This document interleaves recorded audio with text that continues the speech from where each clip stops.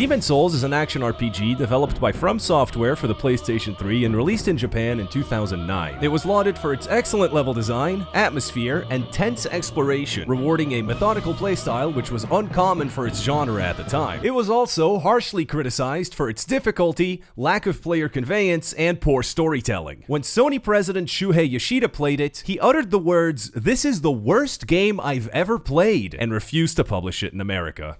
It bombed. No More Heroes is a third-person beat-em-up slash boss rush game with elements of Streets of Rage, Star Wars, wrestling, and job simulation that's throbbing at the seams with charm. It was also exclusive to the Wii and no one played it. God Hand is a truly bizarre character action game and one of the first of its kind. It has some of the most intricate combat I've ever seen, rivaling Devil May Cry in the sheer size of moves available to you. It was critically panned across the board and bankrupted the developer. Disaster Day of Crisis is a goofy-ass Japanese game parodying Roland Emmerich-level Western disaster movies that combines elements from rail shooters, adventure games, racing sims, and Trauma Center.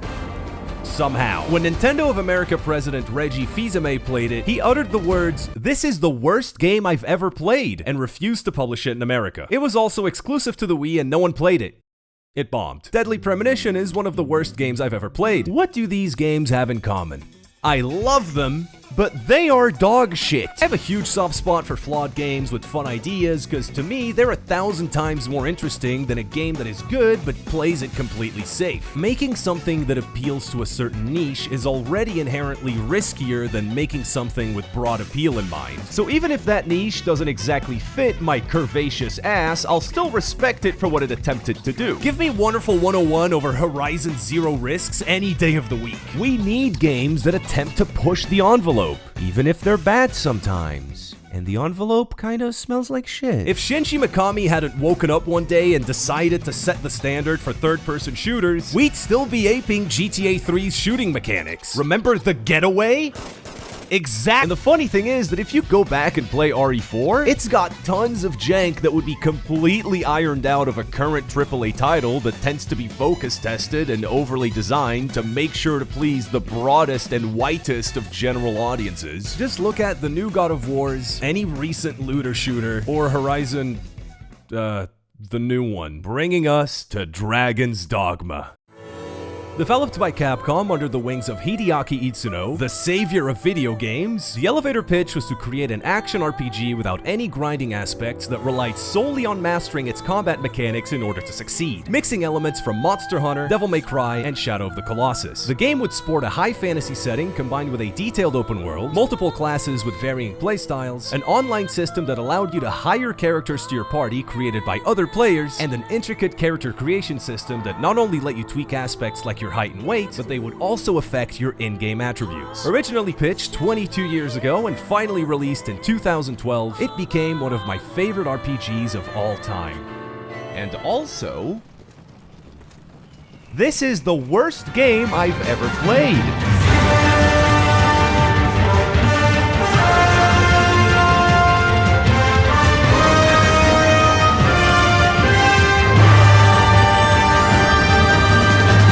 First want to tell you that I had no idea I was going to make a video on this shit. I bought the Switch version of Dragon's Dogma on a whim because I needed at least something to do while I hogged the priority seat. I spent most of my playthrough claiming this was the most mid video game of all time, but when I beat it, I got down on my hands and knees and I begged Itsuno for a sequel. You're welcome. That change of heart probably doesn't make sense unless you've played it, but trust me, this game is one of a kind. My name is Punk Duck and welcome to Dragon's Dogma, a 10 out of 10 game disguised as a 6 out of 10 game. Pushing me into the clouds again. I feel the body things. Time is running free. I feel like letting go, just like the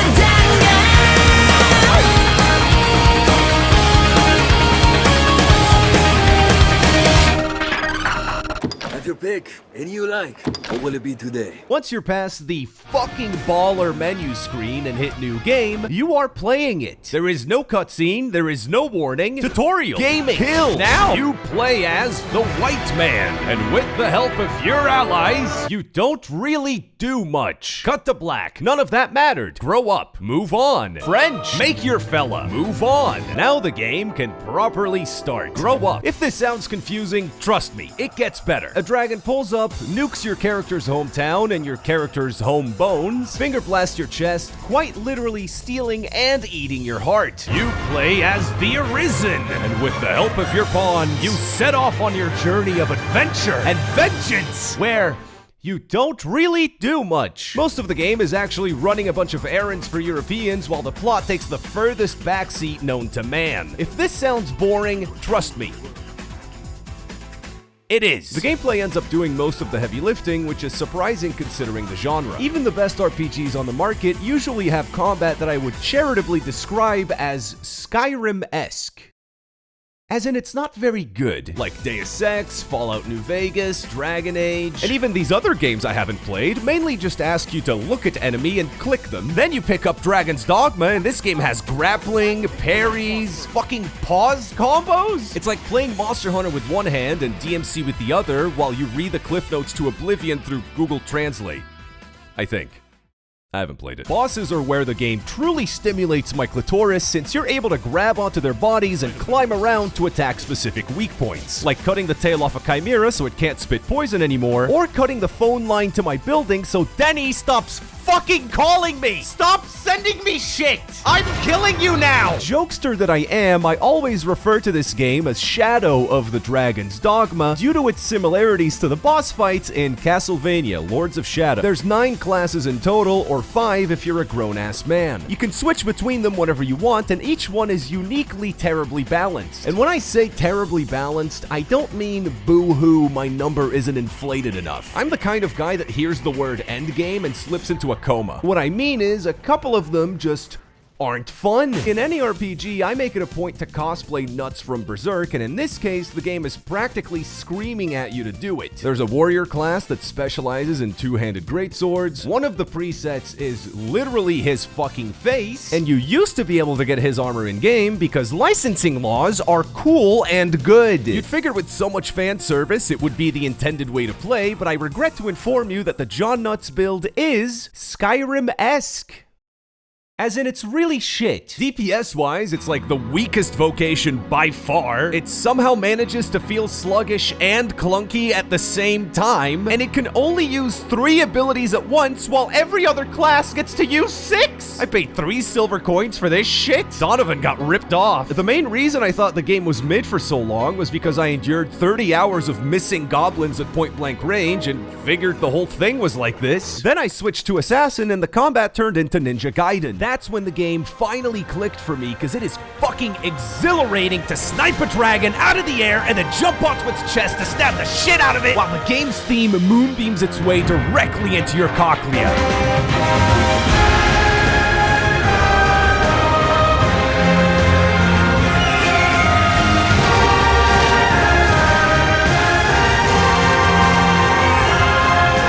Anyway, what I'm trying to say is,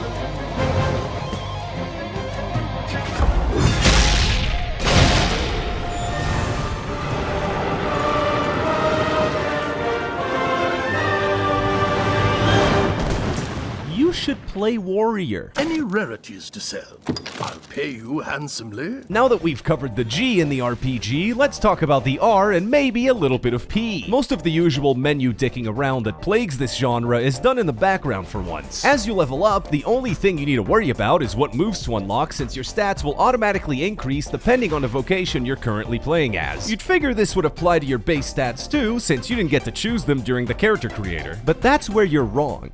And stupid. There is literally no stat allocation in this entire game, because it's not determined by a gay little spreadsheet, it's determined by how you make your fella. Your Arisen's height alone will affect their running speed, their hurt box, how well they can climb, their goblin holes? Oh yeah, for the Short ones. Bulky characters have more HP, skinny characters are nimbler, male characters earn more gold from quests, lighter characters are able to recover stamina faster, but fat fucks are less likely to be knocked down. That's right! LARPing as DSP is actually the meta for warriors. You need to keep all this in mind when the game later prompts you to create your pawn. And these mutants are a whole iceberg on their own. Your pawn is this adorable little sidekick who will help you out in combat by being both a source of damage and a source of knowledge. 'Tis a strange valley. It makes one racist. You can have up to 3 at once, with the other 2 being shanghaied from other online masters. And you want to keep yours nice and dolled up since it'll increase the likelihood of it being trafficked by other players, which in turn increases your chattel fun bucks. It's basically a second character you create that's then completely AI controlled, although their soft, vulnerable brains can be slightly manipulated.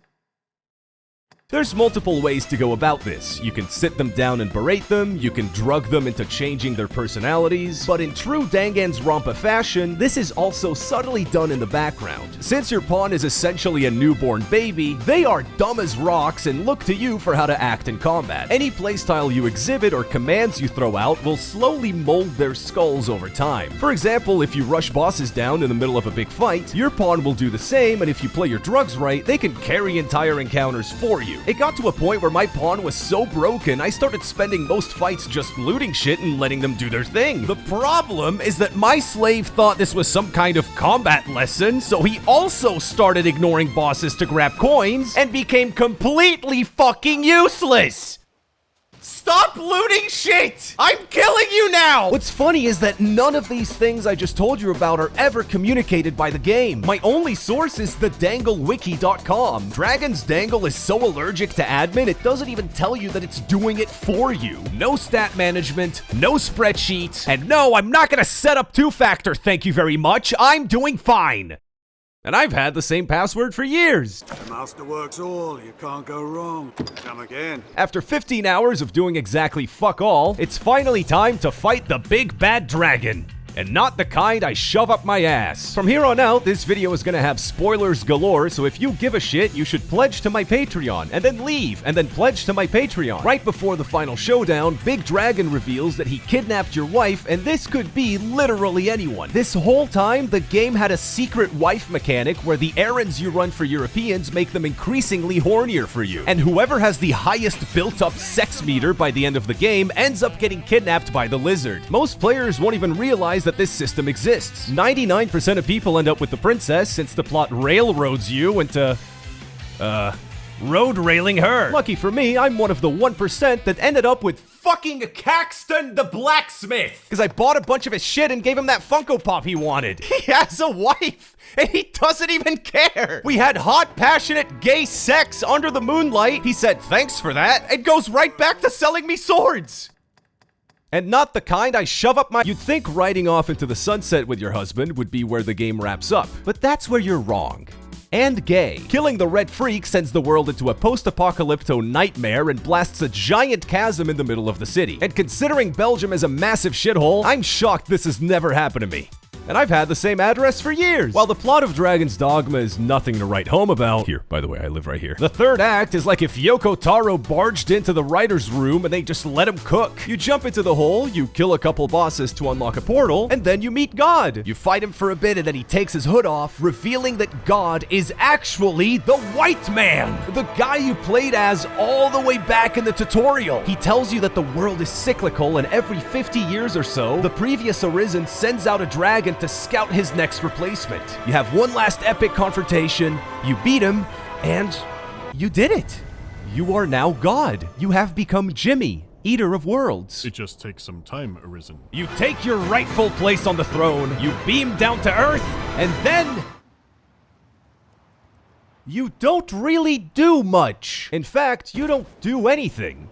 At all. You can't do anything but walk around and look at shit. It's torture. The reason God needed a replacement isn't because of some prophecy. It's because being God is really boring. The only way out is by killing yourself and finally breaking the cycle. And if you beat the game on New Game Plus, the final boss is you! It's John Nuts! And he has the same moves and build that you did! And it makes the fight a fucking joke, because that class sucks! Holy fuck, this is the best game ever made! Dragon's Dogma is not a very good video game. but neither is God Hand. After shutting its doors, Clover Studios rebranded to Platinum Games, and they went on to make the best action games of all time. Suda51 gained international acclaim after No More Heroes and remains one of the most prolific auteur game designers working today. The people behind Disaster Day of Crisis went on to make the Xenoblade Chronicles trilogy. Demon's Souls ended up being ground zero for a brand new genre that just had its most successful entry yet. And Deadly Premonition director Swery65 still makes dog shit. My point being, now that we have Dragon's Dogma 2 on the horizon,